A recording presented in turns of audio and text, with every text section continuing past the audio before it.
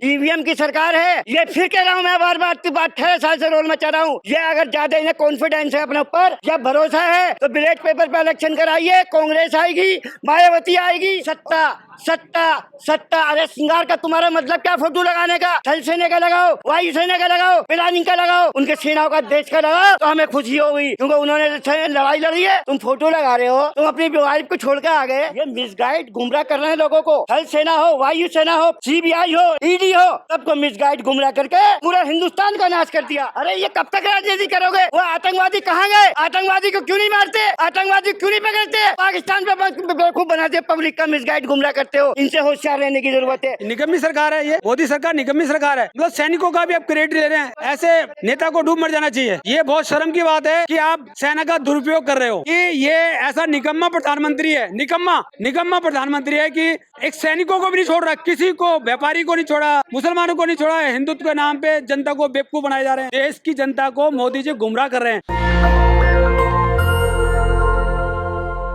देखिए, जो आरएसएस और बीजेपी के जो लोग हैं, जो बीजेपी के, ये मोदी जो सरकार है, ये आज पहली बार उन्होंने क्रेडिट नहीं लिया। वो शुरू से निकम्मी सरकार है। ये मोदी सरकार निकम्मी सरकार है। छोटी छोटी चीज़ों का भी, मतलब सैनिकों का भी आप क्रेडिट ले रहे हैं। ऐसे नेता को डूब मर जाना चाहिए। ये बहुत शर्म की बात है कि आप सेना का दुरुपयोग कर रहे हो। जो हमारे सैनिकों ने जो वीरता का जो वहाँ दिखाया वो काबिल तारीफ है, लेकिन ये जिस तरीके से मोदी जी हर चीज़ का क्रेडिट लेना चाहते हैं, एक प्रधानमंत्री को शोभा नहीं देता। जगह जगह होल्डिंग पोस्टर, क्या है? गलत है ये राजनीतिकरण। इसको बिल्कुल, सेना का राजनीतिकरण बिल्कुल नहीं होना चाहिए। जिस सेना, जो हमारे देश की सेना है, उसका मैं तो कहूँगा अपमान है। हर जगह रोड, हर जगह सेना का भी आप क्रेडिट ले रहे हैं। मोदी जी ने नहीं करा, सेना ने करा है।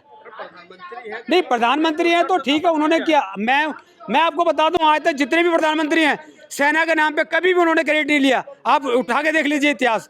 ये जो है ना, बहुत, क्या बोलूं मैं, मेरे पास शब्द नहीं है, क्योंकि अगर मैं कुछ बोलूंगा तो दूर तक जाएगा। ये जनता को भी समझना चाहिए कि ये ऐसा निकम्मा प्रधानमंत्री है, निकम्मा प्रधानमंत्री है कि एक सैनिकों को भी नहीं छोड़ रहा, किसी को, व्यापारी को नहीं छोड़ा, मुसलमानों को नहीं छोड़ा। हिंदुत्व के नाम पे जनता को बेवकूफ़ बनाए जा रहे हैं। आप अब देखिए कितनी नीचता पे, कितने नीचे स्तर पे गिर चुका है कि सेना का भी क्रेडिट ले रहा है। अरे, और बल्कि इसने गलत किया है, जो अपने आप को, युद्ध को जो सरेंडर किया इन्होंने, जो युद्ध रुकवा दिया, हमारी सेना का मनोबल तोड़ा है। हमारे जो भारत की 140 करोड़ की जो जनता है, उनको दिल दुखाया है। और मैं तो चाहूँगा पब्लिक को, जनता को चाहिए कि इस प्रधानमंत्री को और गृह मंत्री को और जो विदेश मंत्री, तीनों का इस्तीफा लें। मैं आपके मीडिया के माध्यम से बोलना चाहता हूं कि तीनों आदमी, हमारे देश के प्रधानमंत्री, गृह मंत्री और जो विदेश मंत्री हैं शंकर जी, इनको इस्तीफा देना चाहिए। क्योंकि हिंदुस्तान के इतिहास में कभी ऐसा नहीं हुआ है कि हर चीज़ का क्रेडिट जो मोदी जी ले रहे हैं। मुझे लगता नहीं है, इससे घटिया प्रधानमंत्री देश के लिए मिल नहीं सकता। जो दे रहे हैं कि हमारे रगों में खून नहीं, सिंदूर बह रहा है। बिल्कुल, उसकी रगों में सिंदूर बह रहा है। ये बिल्कुल सही बोल रहे हैं आप, क्योंकि उन्होंने जसोदा बहन को तो वो संभाला नहीं ना, तो जो सिंदूर है वो रगों में रह गया। ये मैं बताऊं, जनता का ध्यान भटकाने के लिए, ये जनता को भटकाने के लिए देश की जनता को मोदी जी गुमराह कर रहे हैं। और आज से नहीं, जब से ये आदमी बैठा हुआ है, जब से हिंदुस्तान की जनता को गुमराह कर रहा है। जो अच्छे काम कर, मेरे ख्याल से पहला प्रधानमंत्री होगा जिसने किसी भी प्रधानमंत्री का कभी, मतलब, अच्छा नहीं बोला। हर प्रधानमंत्री को उसने बुरा बोला है। मैं जो कर रहा हूँ सही कर रहा हूँ, ये गलत है।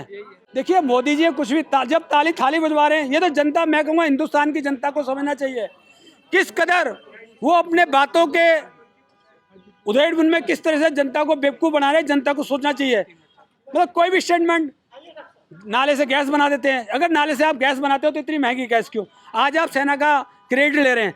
जब आपको सेना का क्रेडिट लेना ही था तो ये कम से कम युद्ध, ये जो ओबामा की नहीं सुननी चाहिए थी, और ट्रम्प, सॉरी। तो ये सब चीज़ें हैं, जनता को कहीं की समझना चाहिए। हमारी जो वो है भाभी जी हैं, भाभी जी जो, उनको पहले जाके देखें। जो अपनी भाभी, एक लेडीज को नहीं चला सका, उससे देश चलवा दिया अडानी ने, समझे? वो सिंदूर पर तुम्हारे सामने कैसा तैर रहा है वो। ये मिसगाइड गुमराह कर रहे हैं लोगों को। थल सेना हो, वायु सेना हो, प्लानिंग हो, सीबीआई हो, एआई हो, ईडी हो, सबको मिसगाइड गुमराह करके एक आदमी ने बेवकूफ़ बना दिया, अडानी ने और क्या नाम है जोगी ने, मोदी ने, 4 आदमी ने पूरा हिंदुस्तान का नाश कर दिया।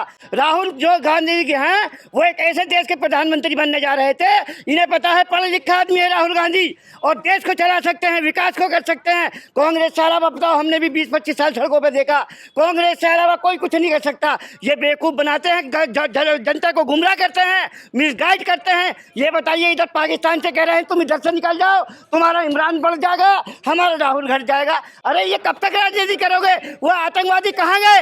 आतंकवादी को क्यों नहीं मारते? आतंकवादी क्यों नहीं पकड़ते? पाकिस्तान पे बेवकूफ़ बनाते, पब्लिक का मिसगाइड गुमराह करते हो। राहुल गांधी पाकिस्तान के प्रवक्ता बने हुए। ऐसा राहुल गांधी पढ़ा लिखा आदमी है। राहुल गांधी जिस दिन प्रधानमंत्री बन जाएंगे, ये देख लो एक जवाहर भवन में, वहाँ जा करके देख लो, मोदी और जोगी अडानी 4 लोगों की एंट्री होगी। यहाँ दलित की भी होगी, पिछड़े की भी होगी, जाट की भी होगी और गूदर की होगी। एक कमरा है और सारी बिरादरी हैं। ये कांग्रेस की और सेकुलरिज्म की खासियत है। इसलिए मैं ज़्यादा ना बोलते हुए आपसे ये कहूँगा, मिसगाइड ना करें। ईवीएम की सरकार है, ये फिर कह रहा हूँ मैं बार-बार, 18 साल से रोल मचा रहा हूँ। ये अगर ज़्यादा इन्हें कॉन्फिडेंस है अपने ऊपर या भरोसा है तो बैलेट पेपर पर इलेक्शन कराइए, कांग्रेस आएगी, मायावती आएगी और जितनी भी सेकुलर पार्टी है सारे लोग जिनका आएंगे। ये बहुत से लोग आरएसएस का आएंगे, कांग्रेस में भी आरएसएस के लोग हैं बहुत से। राहुल जी का जब बात आती है तो नारे लगाने शुरू कर देते हैं। इनसे होशियार रहने की जरूरत है। जब भी राहुल जी की बात आती है, जब भी नारे लगाने शुरू कर दे, ऐसे लोगों से भी होशियार रहने। 40% हम राहुल जी से अपील करेंगे कि ऐसे लोगों से भी होशियार रह जाओ जो तुम्हें आगे चलाना चाहते हैं, देश को बचाना चाहते हैं और कांग्रेस को लाना चाहते हैं, मिसगाइड गुमराह करके। ऐसे स्लीपर सेल को कब निकाले जाएंगे? ये स्लीपर आप समझ रहे हैं, राहुल जी को समझ में आ गई है, क्योंकि जितने भी मनुवादी लोग हैं, पैसे वाले लोग हैं, वो जो आदमी होगा, चाहे वो देश में पंडित हो, ब्राह्मण हो, बनिया हो, वो सेकुलरिज्म को बचाता है, संविधान को बचाता है। उसके लिए पहले देश होता है, लेकिन इनके लिए क्या होता है? सत्ता सत्ता सत्ता। अरे श्रृंगार का तुम्हारा मतलब क्या? फोटो लगाने का? थल सेना का लगाओ, वायु सेना का लगाओ, प्लानिंग का लगाओ, उनके सेनाओं का, देश का लगाओ तो हमें खुशी होगी, क्योंकि उन्होंने लड़ाई लड़ी है। तुम फोटो लगा रहे हो, तुम अपनी वाइफ को छोड़कर आ गए, 17,000 लेकर भाग गया है, ये समझा? उसके बाद में तुम पे क्यों जा रहे हैं आप? अरे पर्सनल की क्यों नहीं है? हमारी सोनिया जी को क्या क्या नहीं कहा उन्होंने, कैसी बातें करते हो? फिर पहले रिकॉर्ड लगा के देखो। 60 साल की उम्र हो गई, 60 साल से 3 प्रधानमंत्री के साथ काम करा हमने, मंडल कमीशन में भी, कुम्हार कांड में भी, और इस जवाहर भवन जब बना था, ऐसा नहीं है। तो तुम आज मिसगाइड कर रहे हैं, गुमराह कर रहे हैं। कांग्रेस ही एक ऐसी पार्टी है जो देश को बचा सकती है, संविधान को बचा सकती है, लोकतंत्र को बचा सकती है। राहुल को देश का प्रधानमंत्री बनाओ और संविधान बचाओ। शुक्रिया, थैंक यू, जय हिंद, जय भारत। नेशनल दस्तक की आपसे गुजारिश है कि अगर इसको बचाना चाहते हैं तो नेशनल दस्तक को सब्सक्राइब करने के लिए रेड कलर के सब्सक्राइब बटन को दबाएं, फिर बेल आइकन की घंटी दबाएं। नेशनल दस्तक को बचाने के लिए बहुत जरूरी है कि हर खबर को शेयर करें, लाइक करें, कमेंट जरूर करें।